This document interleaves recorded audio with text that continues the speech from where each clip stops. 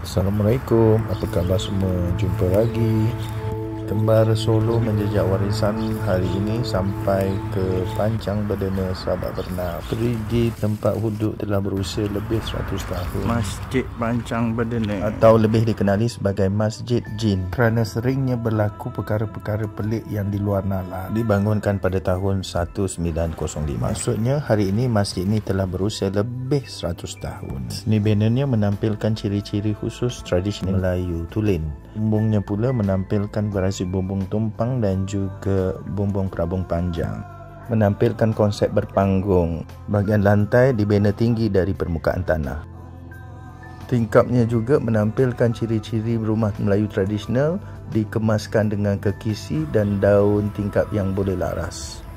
Tiang-tiang masjid ini ditampung oleh batu landas atau dikenali sebagai tapak gajah. Menariknya, sistem penyambungan pada masjid ini tidak menggunakan paku melainkan menggunakan pasak dan selang. dulu kat masjid ni banyak tempayan digunakan untuk berwuduk, tapi ni je yang tinggal sekarang.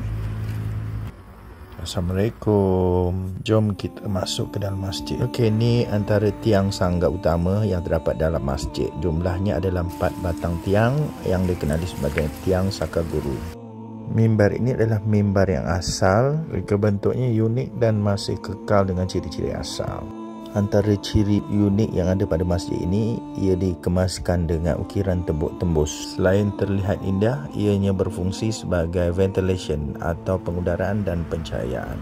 Lebih istimewa lagi, daun tingkap masjid ini boleh dilaras untuk mengawal pengudaraan untuk masuk ke ruang dalam masjid, terutamanya ketika waktu malam hari atau ketika hujan.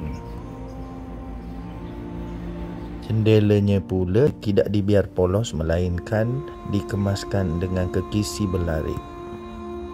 Ini pula adalah hiasan tembok tembus pada bahagian mihrab. Biasan cahaya menembusi ukiran tembok tembus ini memberi nilai tambah, nilai estetika pada ruang dalam masjid ini.